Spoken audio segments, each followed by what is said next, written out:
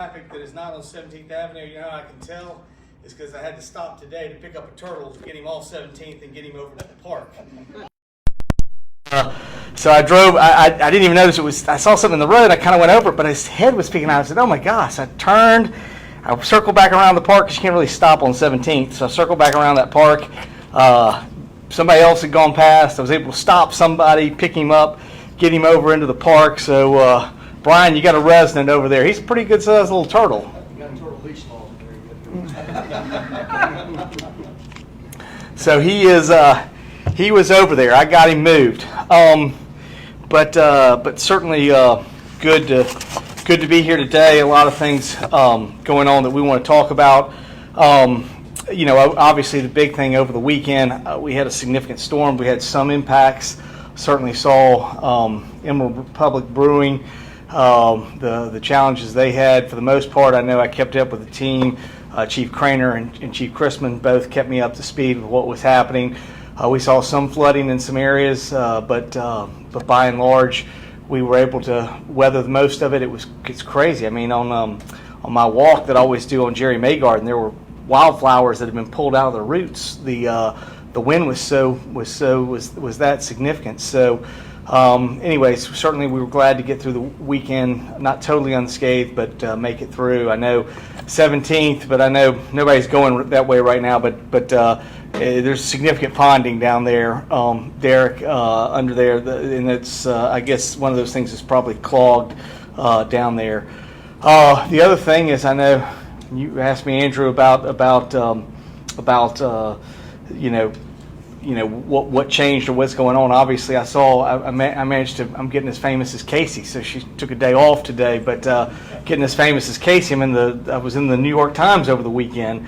Clearly, the article showed there were a significant number of mayors that are also in the same thing, just the challenges of dealing with that. That was that article that was in there. I thought was interesting. It certainly just confirmed things that I already knew, that how challenging this time had been, and significantly how much had been placed on local governments to work through this. So that was significant. I would say case in point, and again, we are still we're looking to get the weekend numbers from Sacred and West Florida, but again, I think the more significant point I look back to, it was probably 6-7 weeks ago from today, where I ended up in the losers column of the Independent for doing the McGuire's run, allowing that to happen. Again, it's not really much of what we did. We did allow it to happen. There was no party. Since that's happened, it's been a month since that's happened, and we have still continued to stay now for a month below 34, which is as low as we've been since last May. So I think it kind of highlights the challenges that you end up seeing if you're a mayor, or if you're in some type of local government, the challenges that you end up dealing with. Even things as benign as a McGuire's run become flashpoints, and even when you're right, it doesn't really matter. 7 weeks ago, 11 weeks ago, you end up for again, as somebody said, the big stuff's on the front page. The retractions are always on the small page on the back. So, it's one of those things that you realize how difficult things are and the decisions that you make and how critical they become. It's just part of what's happened with COVID and how intense every decision has become. But as we move forward, our whole goal is to continue to we got a lot of things going on, and I think those are some things we want to talk about. I've got some things here that Casey wanted me to talk about, and then when we get to the end of that, I think I'm going to talk about a couple other things that are happening for us. Certainly dealing with housing and some other things.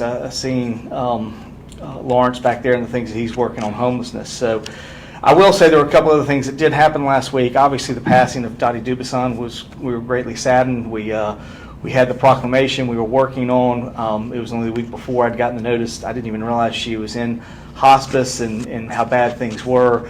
We certainly miss Dottie. As I said in my in the proclamation that, the one thing, she was always at every meeting. She was always there representing the people, but she was also always going there on her tricycle. So as we continue to look to make things more bikeable, more walkable, more pedestrian and bike friendly, I'll certainly be thinking of Dottie and appreciate the stances she took to try to make us a better community, a more walkable community. Also, what happened this past week, we dedicated the Theo Bars Technology Building on Friday with Pensacola State. I was proud to have been a part of the Escambia County Commission that voted to give money for that. I think it was a great, it needed to be done. The Bars building that was there, the original one was original to the campus, and I'm 51, so I didn't realize it was a little bit before me, so it was almost 60 years old, that building was, and it needed updating. And the facility that we have now is much more targeted toward technology. It's a great looking building. I hope they're going to be successful in phase 2. I think Pensacola State, I've been a big supporter of Pensacola State. Personally, I believe their mission and what they do in retraining individuals. Education's great, and love UWF and more traditional students, but I think it's awesome when you have the opportunity to give people, Ed Meadows talked about a homeless guy that they gave and worked on their truck school, and now he has a job, and now he has a house, and he has a family. That kind of story of economic opportunity is what I think makes Pensacola State such a great place, and one that I certainly believe strongly in, and was glad to see that building happen as well.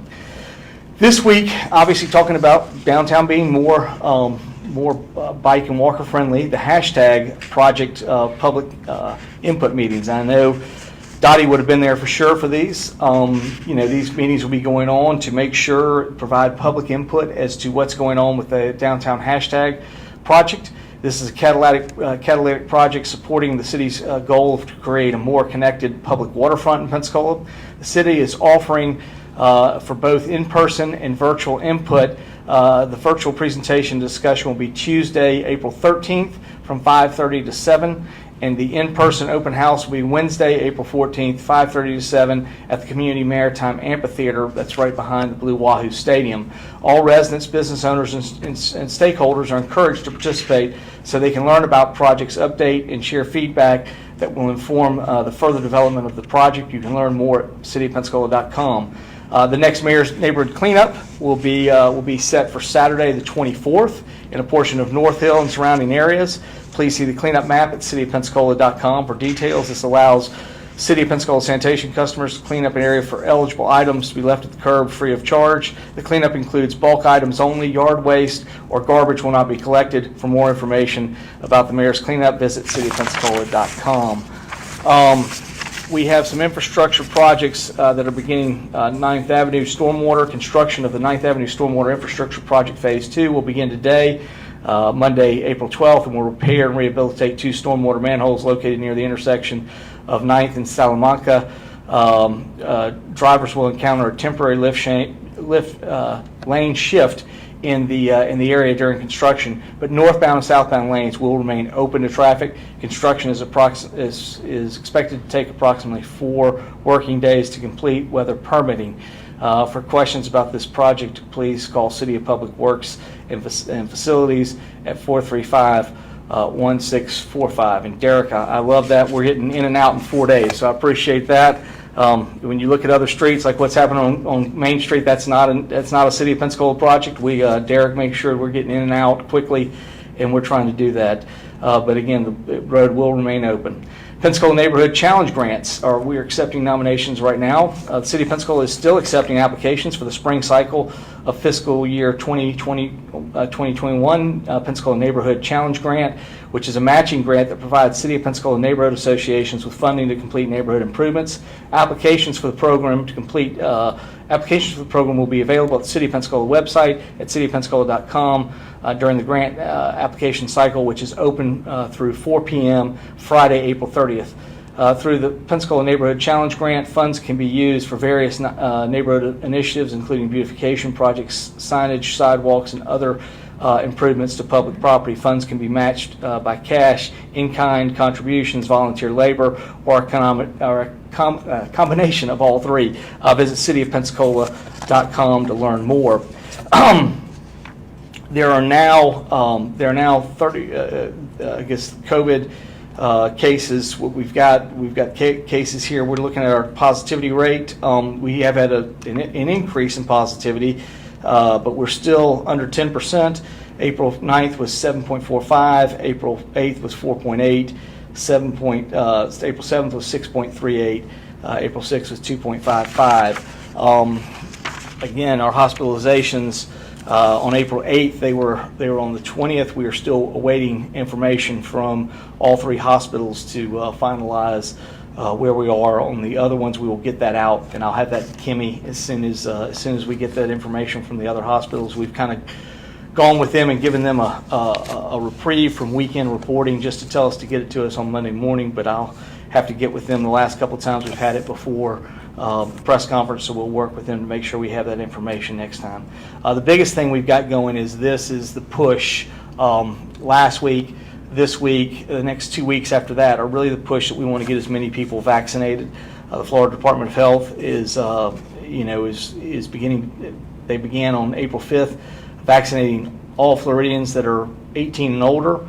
Escambia County residents should use the statewide pre-registration system to sign up. Residents can call toll-free at 866-201-1025 or pre-register online at myvaccine.fl.gov. Again, we're still looking for you to make reservations, but there are a number of places. Last week, Baptist told me they were going to have 3,500. Sacred Heart had 6,500. And I think Community Health had nearly 2,500, and that didn't include 1,500 Johnson & Johnson they did over the weekend. They may be doing that again. We did something on Facebook Live on Wednesday just to talk to people about vaccines and what we've got. The goal, I know when I talked to Marie Mott, the goal, she said right now, I guess as of last Monday, we had 76,000 Escambia County residents who had gotten COVID shots. They want to make that number 176,000 by the end of May. So there really is a big push. When I talked with Ascension Sacred Heart, they were working diligently for the next couple of weeks where they are. Everybody's making a big push the next couple of weeks. If we can get as many vaccines, again, I think that's more where we're going to beat back COVID right now is dealing with the vaccines and seeing where the numbers are going. And even if we have people that end up getting the virus, it still should be a case with more vaccines there's not as many people that are unvaccinated that will spread it. And two, certainly the biggest issue is there's a belief, at least in talking with the hospitals and medical people, that what this is also going to do is if there are other strands or variants, at least every time it variants, it usually gets less acute. That's what diseases usually do.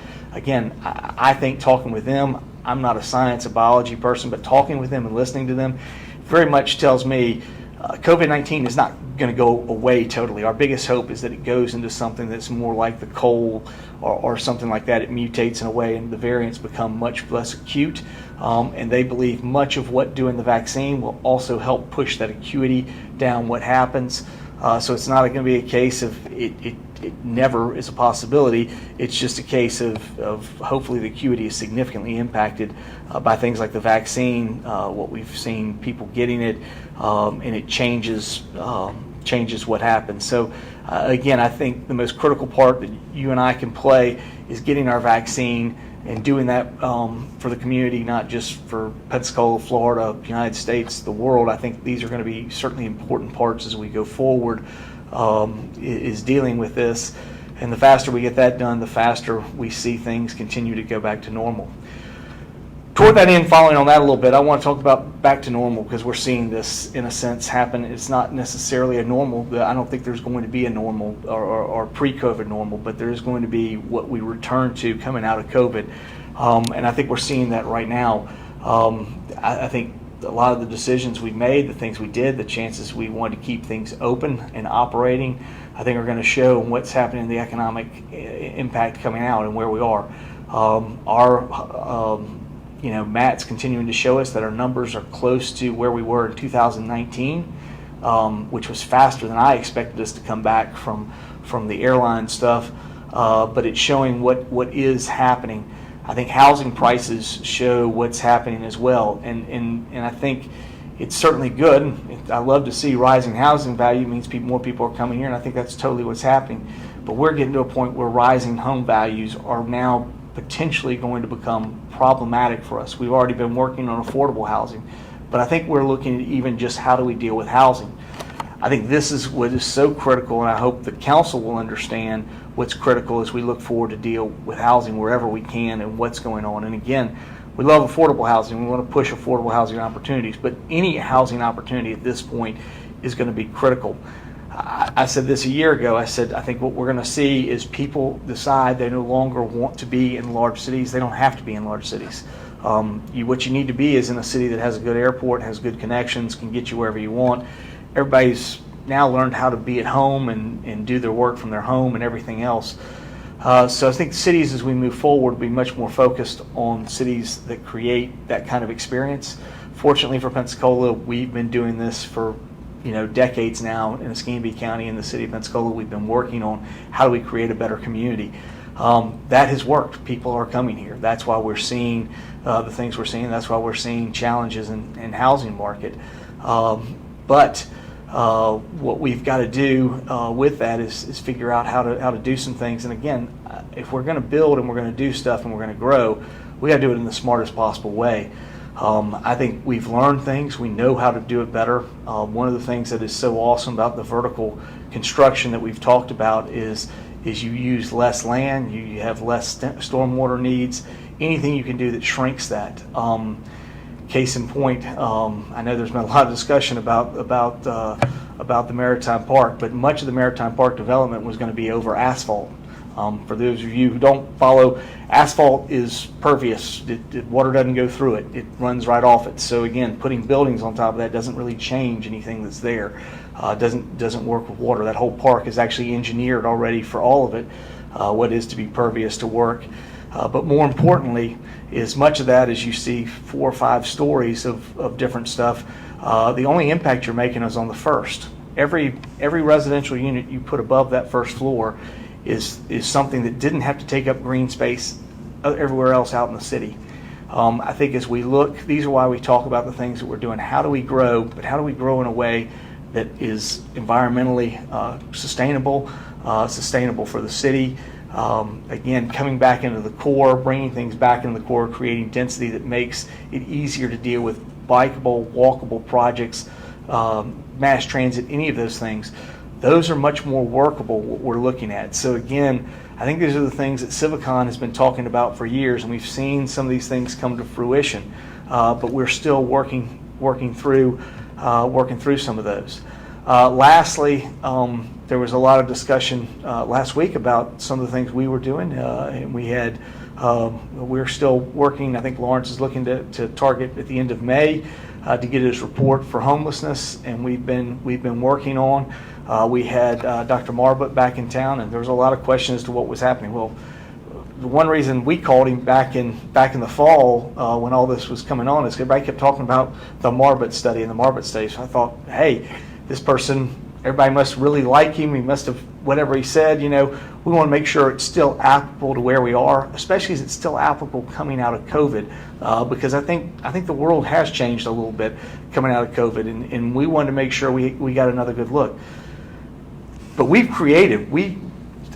Keith can tell you he's been working to create a working group. Lawrence has been working to do this. As you know, Lawrence was there dealing with the stuff that was down there, that we've worked with the people that are under the I-10 bridge, and we've been working with them. I know we're trying to get REAP back up on the Salvation Army site to take reopen a bunch of housing opportunities, and hopefully that will take some of those people out of that site under the interstate. We're working with Bright Bridges on it's the Methodist group that's dealing with homelessness, on another opportunity to open up, and we're looking at different things that we can do.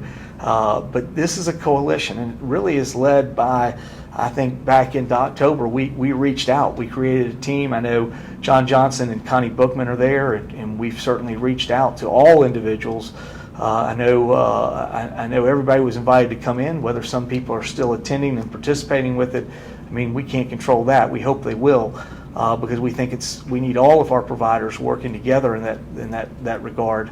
But again, we hope to have something both with the report and with the new, I forget what the official name of it, I just call it CARES 2. The money that the city is going to get, we have some stuff planned for dealing with homelessness. It's a big part of our initiative. I've worked with Amy Lavoie, and we're hoping to see this all kind of come together. So I believe many of the discussions we had with Dr. Marbut were good, have pointed us in the right direction.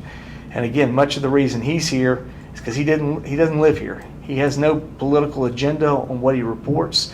Every one of us have something. If we think what we have different answers. We want to work with everybody. But again, I want to be very clear. If you want something, there's generally somebody else in the same community that wants something different. So how do we make that work? I'd like to think we can work to get 70% of what you want, and that may be good, but we're not going to be able to give everybody 100% of what they want. And the question is what I've always said in Northwest Florida, our biggest problem is we want 100% of nothing. And I think if we're willing to work and we're willing to give a little bit, 70% is a lot better than 100% of nothing. So 70% of something is going to put some things forward and I think move the community forward. So we have a number of things working. Again, some of the discussion sort of delayed us with bringing back, but we wanted to make sure that everything we were looking at was going to be conducive to where we were 10 years ago when the study was done, and then making sure that it was up to date with where everything is from COVID. So those are the things we're working on, but that's a little bit about what we want to talk about. I'm now happy to answer questions of what you want to talk about. Andrew. You just said that all the individuals were invited to participate in this, but Mike Kimbrell clearly was not. Mike Kimbrell was personally, he came here and met with us upstairs. He has been invited to be a part of the group. I know that Lawrence and them went and saw him. He's been invited several times. How long ago? They just saw him on Friday, but he was invited. But before that. He's before the council meeting. He's been invited to be a part of it forever. He disengaged. He says he was not. He was absolutely invited. He was the first person we ever talked to upstairs in the 7th floor, and he was part of the same group, and he's disengaged from that group. Keith and Lawrence are the ones. If you want to talk to Lawrence, you're more than welcome to, but he is disengaged from that group. We could not. I mean, again, we got it going. He certainly. He says that like all the meetings he was not invited to. He says he was not invited to be a part of this group. He's absolutely invited to be a part of this group. I can't force him to come and attend and be part of it. But Mike has some different things that he wants to do, and if the group wants to do different things than what he wants to do, then he's going to have to figure out how he fits within that. But he's more than welcome to be a part of it. In fact, Mike was the first person that Keith and I met with. We met upstairs. This is probably August of last year we met and we started putting this together. So he's the first person we met with. Between August and now. Keith put together the group, and Mike was on there and asked to be a part of it.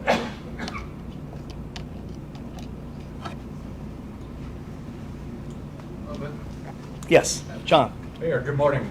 I'd like to ask you a few questions about Chris Dorworth.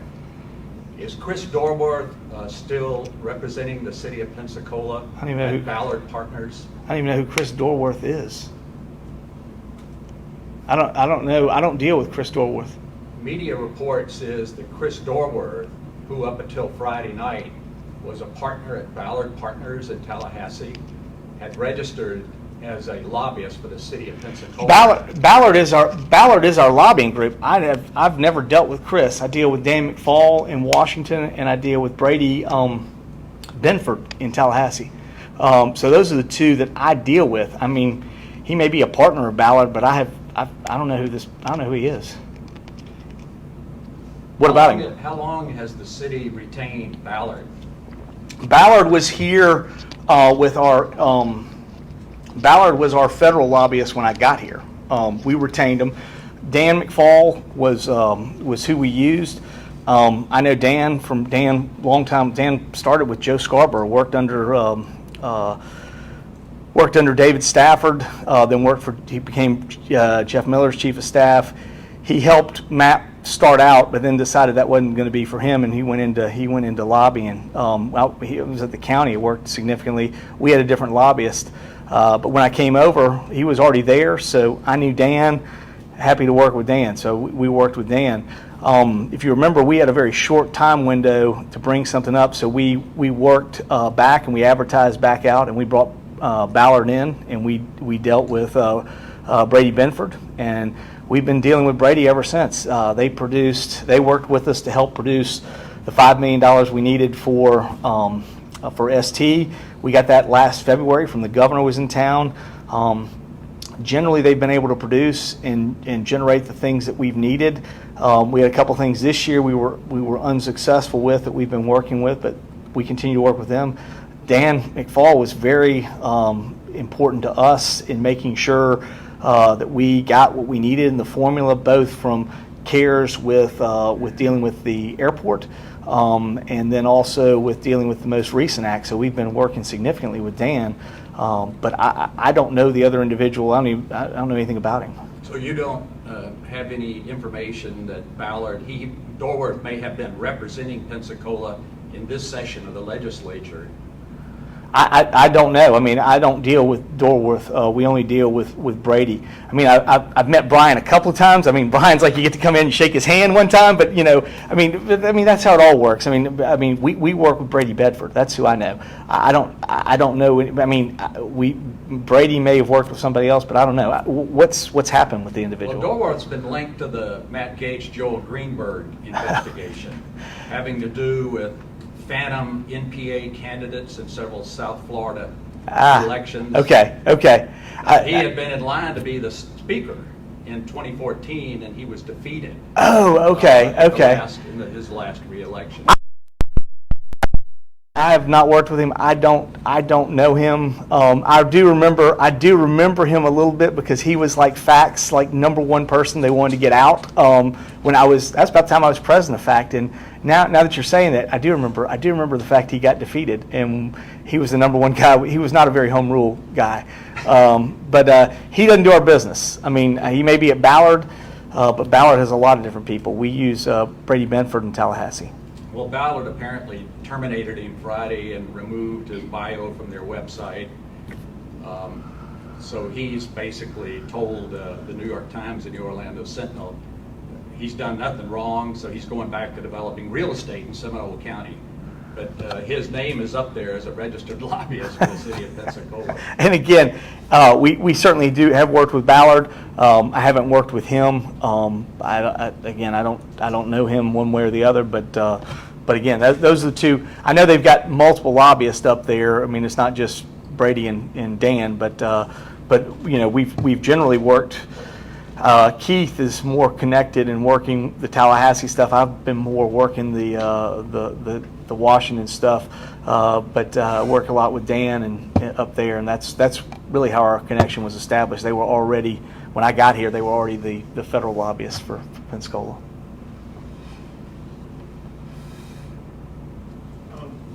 Go back to the homeless issue. Has the city tried to bring in any other homeless experts besides Margaret? Because I guess he does have critics here, and saying some people his methods are just locking homeless people away. Well, I was not aware that anybody was critical of Marbut until we engaged him. After we engaged him the second time, all I had heard was people continue to come up and say, "Why aren't you following the Marbut study? Why don't you follow the Marbut study?" So again, through the fall, I thought, well, what is this guy? So we reached out to him. About that time, then we heard all the critics. But I will tell you, I have not heard him on anything about that. That's not at all what we've had in our discussions. I think his discussions have been interesting. I don't want to do anything that's necessarily going to work with what Lawrence is creating the report. But that's not at all what he's ever said to us is about any of that. In fact, he's generally been about. But I do believe there are things that as we look at how we deal with homelessness and what's there, he's not going to agree with every single person on every single aspect. But I don't know that that's that's any different than any of us. Again, Jim, this is a big issue that we run into. Do you want 100% of nothing? Or do you want 70% of something? And this is what I dealt with on Restore. I mean, we had 90-something% of the oil that washed up in Florida, washed up in Escambia County. Yet if we were going to get something done, if I was going to help bring back that money that we wanted to within Restore, I was going to need other people. Now, people argued and they said, we should get 90%. Well, maybe we, in theory, we should have. But we were going to get nothing without everybody else's help. So building a coalition, we managed to go out and make something happen. We got 25%, but that was 25% of something. I think with Mike and his issues, I think probably 70% about what he wants are things that we absolutely can do. There's 30% of the things that Mike wants that are things that Mike wants that I don't think necessarily make it better for Pensacola. That's my assessment of it. I mean, Mike surely is very clear when he comes and says things that he doesn't think everything that I say is perfect. So that's great. I have no problem with that. But I can assure you not everything that Mike says is perfect. So I think it's trying to figure out what's the right thing for us to do and what's the right thing for the community. And that's what we've been working on. But Michael Kimbrell was the first person we invited up here to talk about homelessness. And Keith and I met with him upstairs. And my understanding is Keith has had a number of conversations with him. He was invited to be a part of the group. His interest in the group waxes and wanes, but if he wants to be a part of it, he's invited to be a part of it, absolutely. But Connie Bookman and John Johnson have been working it, and if he wants to be a part of it, we'd love to have him. He stepped up and he wanted to be a part of dealing with the group that we have out there under the interstate. So, you know, I mean, again, we've never told Mike he couldn't be a part of it. We've invited him to be a part of it, but I can't force him to be in there. That's not something we're going to do.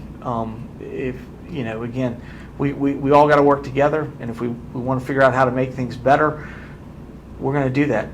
Everybody's not going to get 100% of what they want. Yes, Jeremy. On the homeless issue, would you still consider the county engaged in this discussion, particularly on financial? I'm gonna wait till we see what we've got to report. We've got some ask in there that we'd like for them to participate in, and we'll see where we go. I mean, there's no doubt. I think at this point we're the only ones that are putting something together, but they're going to be a part of it. When we've got an ask for them, and we have reached out, and we have had our staff talking to them about it. So I think you're going to see a request as we move forward with some of our solutions are going to include the county. But at this point, I mean, it's a city-initiated report, but it definitely has been reaching out to the county. So it's hard for me to say, you know, one thing or the other. I mean, they will be asked to be a player in solutions as we move forward, and I hope they will participate. What's kind of taken so long with this report? Because it seems like every time we talk about it, we're just a month away from being. Well, we were there this fall, and that's when we engaged back with Dr. Marbut, and he was engaged at the time in dealing homelessness with COVID, and he did actually come here and visit while he was in that position. He talked to us a lot about COVID. That's where we had a chance to talk about some things. It was interesting. And he talked about how, you know, there was a big fear coming into this that COVID would ravage homelessness population. It was almost exactly the opposite. The one population who probably saw the least amount of COVID was the homeless population. And we talked about some of that, what was happening and the things. He was good when he came here, but he was like, I can't address your issues. I can't address any of those issues until I get done with what he was serving in that capacity. So he finished that capacity. We engaged him back again. We asked him to look at some stuff. He came back again. He was back here this week. He spent a week with Lawrence. Lawrence took him around. We're expecting him to provide a report back, and then Lawrence is going to include it in his report. But that has slowed us down a little bit. But again, from our standpoint, everything that you know is Lawrence is looking at it. The first place he went back and started was the Marbut report. So again, I heard nothing. Until we actually talked about bringing him back here, I didn't hear anybody be critical of him or anything else. But I've never heard him say any of the things, Jim, you indicated. What I have heard him say is there are some differences of opinions I think he has with where Mike is and some different things. But I think there's room enough to work within that and figure out what's the right thing for us to do. He's very clear about we need to be doing a better job of. I mean, he's the one that Marbut's the one that was so interesting when he came here. the first thing he told me is he almost didn't even fly back down here to talk with us or meet with us, because he was like, City of Pensacola, that was like the biggest waste of my time when I came here, because it was evident that nobody wanted me to do anything. I was just there for show, and nobody wanted me to do anything. And he said at first he wasn't going to call back, and then he understood there was a new administration, so at least he called back to engage. And he came down here. It's like, oh my God, this is like night and day from the last time I was here. So I do think there were those parts. I think Marvin himself would tell you, he was very candid with us, and that he wasn't even going to think about coming here at first, because he didn't think we were serious. I mean, we had to talk to him and convince him that we were serious about actually doing something, trying to figure out what was going on. So that's why we did that. Much of when Lawrence started, when he looked at it, the first time he and Kelsey met with me and talked to me about what they were doing, everything tied back to the report. So my whole thing is, well, is the report still current? I mean, are we still dealing with it? Life has changed over the last, at that point it was 8-9 months with COVID. Let's figure out. So that's why we decided in that. In the meantime, for a long time, Keith has been having a group that he's been working with that sort of blossomed into this coalition that started at the first of the year that Connie Bookman wanted to take on with John Johnson. We certainly, some of it you saw happen in January, early February, with the group that was under the bridge, and I mean, it shows the things we've been trying to work. Lawrence has been very engaged in that process, and again, we were very clear. If people have unlicensed, inoperable vehicles, you can't have those anywhere. I don't know why all of a sudden people thought somehow if they were under the interstate that those could be there. We did give the people 30 days. Most people don't get 30 days to repair and move and do something else. They immediately get a ticket and a fine. So we're trying to work with things, but we've got to apply our laws fairly to everyone, and so everybody has to be a part of that. So there are a number of issues that we're working with, but Lawrence has been there from the very beginning, working those. The city's working hard to make that happen. I'm looking forward to getting his report, and as soon as we have that, we'll be ready to move forward. But my discussion before he left, I think where we are today and where we were this fall are vastly different. Part of it is having this funding that's going to give us a new opportunity to do it. But I think we've learned a little bit more in that time. I mean, change has happened. So much change has happened in the last year, but there's so much change even from 6 months ago, where we were and what we were thinking and what we were doing. So I think much of what you're going to see in the report and some of the final solutions, both short-term and long-term, are so much better for the community as a whole. And we probably wouldn't have ever gotten to those, Jim, if we hadn't taken some of the time over the last 6 months to develop those. Because 6 months ago, what you see on the final report, we weren't even thinking about those things 6 months ago. So I do think a lot of things. I think the delay in the report has allowed us to do some things we were not ready to do 6 months ago. But I think you'll see when it comes out. But I'm interested in getting it. I did meet with Dr. Marbert and Lawrence on Friday, and looking forward to getting that. And I think it's going to be it's going to move us both on some short-term and long-term solutions that will be better for the community. I mean, I think everyone. It'll be better for the homeless.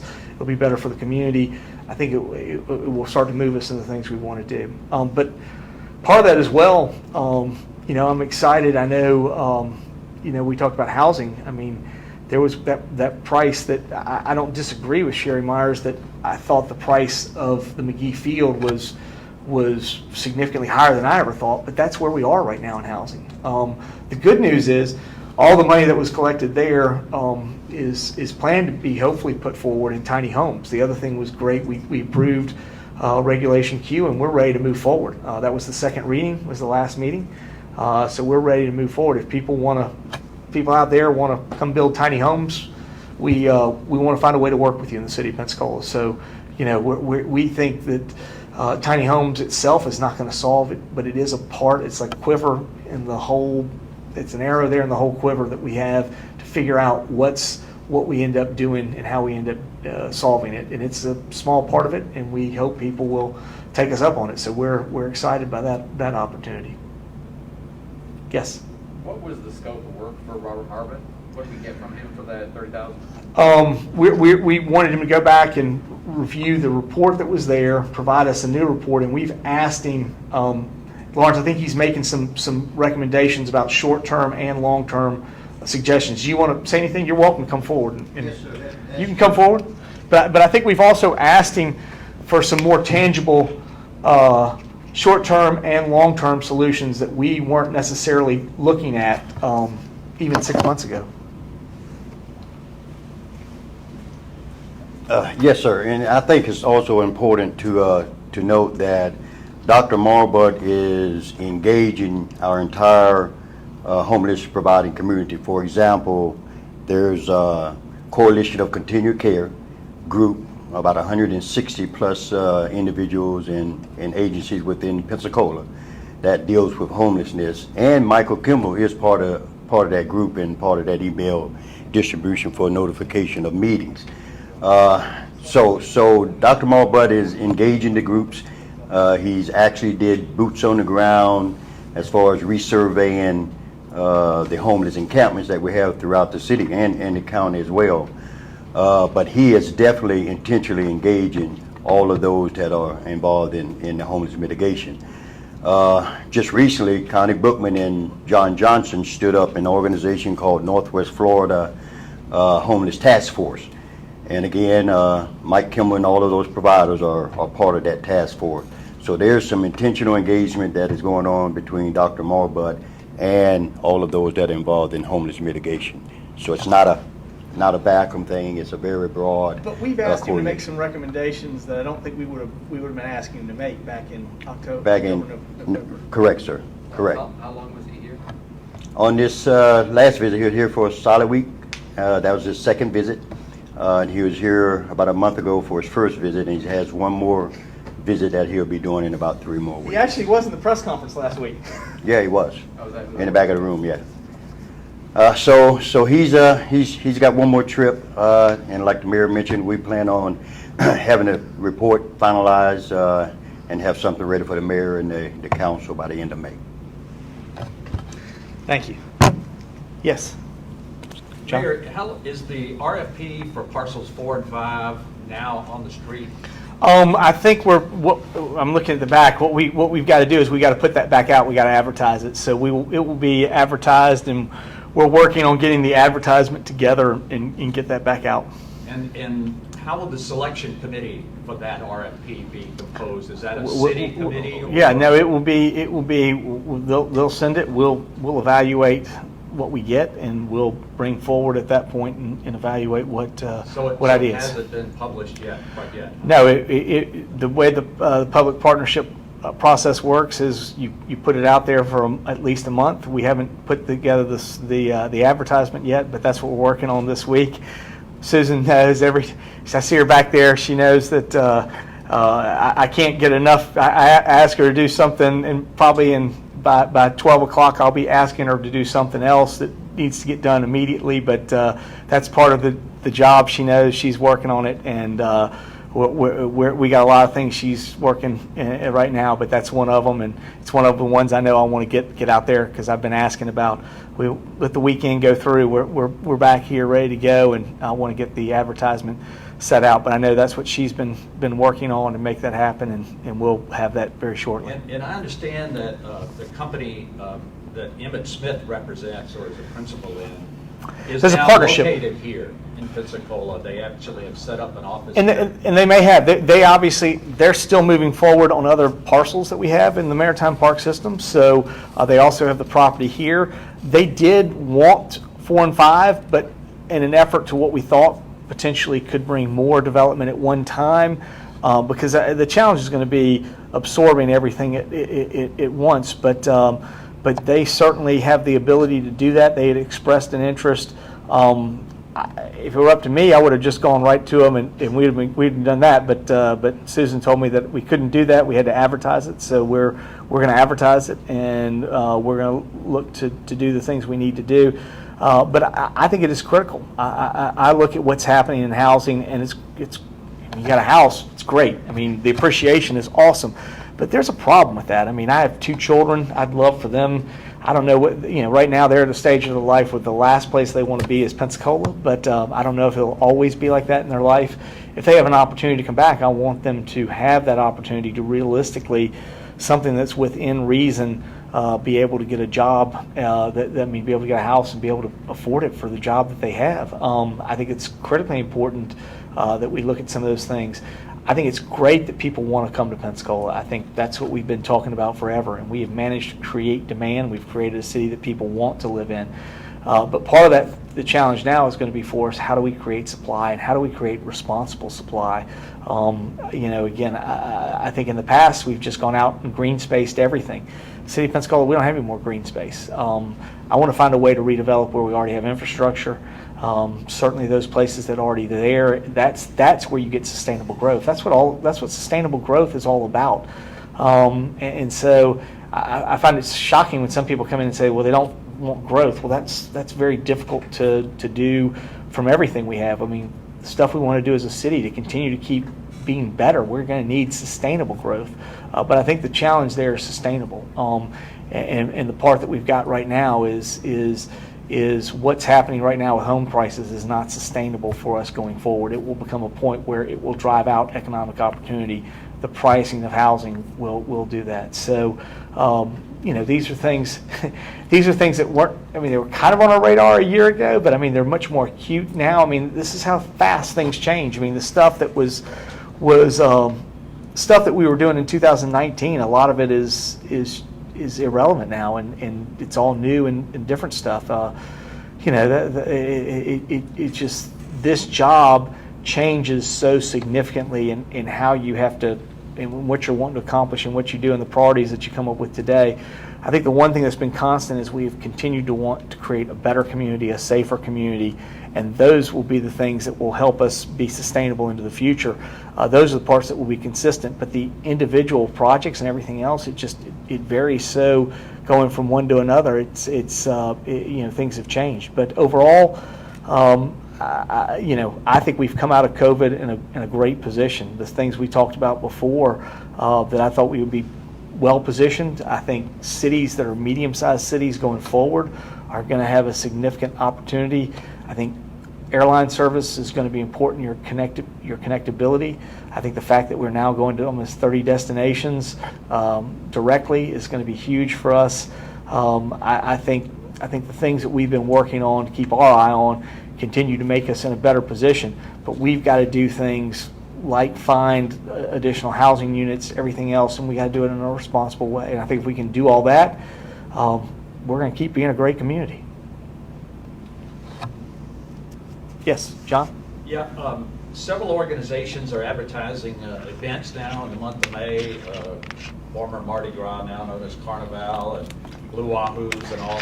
What is the city's capacity constraints and rules for events in May? I mean, what should we be looking for? I think we're looking to bring things back open as we can. Obviously, there'll be challenges that I think anybody who wants to attend should be thinking about their own personal health and what they've done. But again, the goal is by the end of May, John, to have 176,000 adult residents. When you take out the children out of our 300,000, that's a good chunk of Escambia County residents vaccinated. So, our goal is to get as many people vaccinated. If we're at that point at the end of May, we have opportunities to begin to get back to, again, more traditional things that we've done in this community. I think you're going to see everything. We still see a focus on outside activities. I think that will still be a part of it. I'm not saying you can't. It's still possible to get COVID outside, but it's more likely that you end up getting it inside than outside. So it's not an impossibility. But again, we're trying to use everything we've learned about COVID. We're trying to use everything we know, get people vaccinated. The more things we can do, the better we can be protected, the more we can kind of get back to economically what we want to do. And I see Pensacola in a very good position. We've recruited businesses during COVID. We haven't just had shutdowns, we've had new people coming. I'm not saying that we haven't had our own share of economic challenges, but what I see, I went up the other day to Tom Thumb, and I went up there and they closed their store hours to 9 o'clock because they don't have people there. So what I see is economic opportunity. I see even down to the most, the jobs running a clerk at a place. We don't have enough of those. We don't have enough of everything, which tells you, we need more people to come to Pensacola, and that's the challenge that we're running into, and it's going to push up wages. It's going to push up other stuff. I see gas prices going up. I see food prices going up. I mean, I think those are going to be things that we have to deal with in the near future. How to deal with that. And so I think very much the supply side of this equation is going to be a part of it. So, I mean, those are the challenges that I'm seeing, and those are the ones I see on the horizon. I mean, they're not terrible on us right now, but I can see them on the horizon, and they're things I think that we need to be thinking about. It's what makes this job so significantly challenging is there's no downtime. You don't get, well, we solved this and we've done this, and there are 3 other headaches that are on the horizon that are coming up, but that's part of it. I mean, it's good stuff. I think we've handled a lot of stuff, and when I look at the team out there, I mean, when I look at where we are, I mean, we are so much better off than a large chunk of the cities in the United States right now, cities in the world, and I think it's because of efforts of individuals like this. But every day we come here and there's a new challenge that wasn't here a week ago that's looming out on the horizon, and that makes it very, very challenging. But we're working it. We got good people, and we continue to do good work every day. I'm certainly happy to be involved with them every day. They do an incredible job, and like I said before, we are so much better off than most cities in the country, certainly the world, in what we're doing. It's sort of why I think some of the things we did were smart. We left things open. We asked you to wear a mask. I mean, these are things that I think, those are things I learned in Singapore before we even started. When I was there, they kept things open. Everybody wore masks. It's a better way to do it. I'm not saying everything we did was perfect, but I think the decisions we made, the actions we took are going to bear out over time to position Pensacola in a much better place than a lot of other places. Speaking of challenges and that, what's going on with the veterans bathroom park and all that? Personally, I think council's spoken. I think council has a large amount of latitude with temporary temporary positions. I certainly hope there's a long-term solution that is the permanent bathrooms. I think the permanent bathrooms will have to be in the veteran side, and they will go through all the proper procedures for the permanent facility. But in a temporary facility, I think the council's given a temporary facility for a year. We're continuing to move forward. I do think there was one thing that was out there that was a little bit incorrect when I went back and looked at our discussion. We were very purpose and intentful with the council, talking with them that the waste could be contained and pumped, and not to do a sewer connection at this particular time. But we were very clear that we need to do a water and a power location to that location, and anything we need to do to adjust the site to make sure that there's access with ramps to get to the ramps that are part of the restroom, the temporary restroom, we go ahead and do. So I think all those things should be going forward. I know that's another one that Lawrence has been working with. He liaisons with that as a former veteran, or I guess he's always a current veteran, a former service member. He works with that board, and they are moving forward. The discussions I've had with him, he said they're moving forward with it. But when I talked with Butch, I said, Butch, we did not approve a sewer connection at this point. We talked about in the temporary 1 year that we would just do water and power, and we would go from there, and you would work at pumping it. Again, that's a 1 year thing. What I would really like to see is the people who live there, the veterans, and everybody else working toward a permanent long-term solution. I think that's what everybody would like to do, and I think it's what council members want to do. And I think until we can get there, council has been very clear that they are willing to work with a temporary solution. It's there, it's bought, it's paid for, it's coming. We want the veterans to have that access. And I think if it's in a temporary location, it will be there temporarily. And then when the new permanent location comes in, it can be removed. That area will be restored. I see Brian back there, back to what it was, grasses, vegetative trees and everything else. So we certainly hope that. But right now, it's a temporary location that's been granted by council as a temporary location, and we're moving forward with that. We did have somebody meet with the city last week, an attorney, who did tell us that they intended to file suit. Again, these are things I can't control. If they do, they do. If at the end of the day, I think everything they mentioned to me about was a permanent facility. We're not talking about a permanent facility. We're talking about a temporary facility. And I think the council has wide latitude when it comes to temporary facilities. And they've asked us to put one in there, and we're proceeding forward with it. But again, these are the kind of challenges that go over and over again. You keep fighting the same ones over and over again. And it would be nice just to, I wish we'd take all the effort in fighting the restrooms just to put them into the permanent restroom. If we took all that time and energy and money and put it into the permanent restrooms, we have permanent restrooms right now. We wouldn't have this. But that's the challenge that we get with all the things.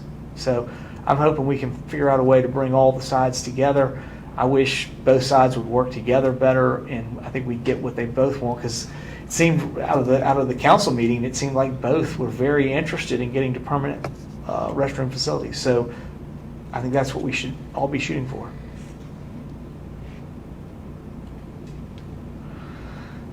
Well, I certainly appreciate it. I thank you for being here, and we'll look forward to next week.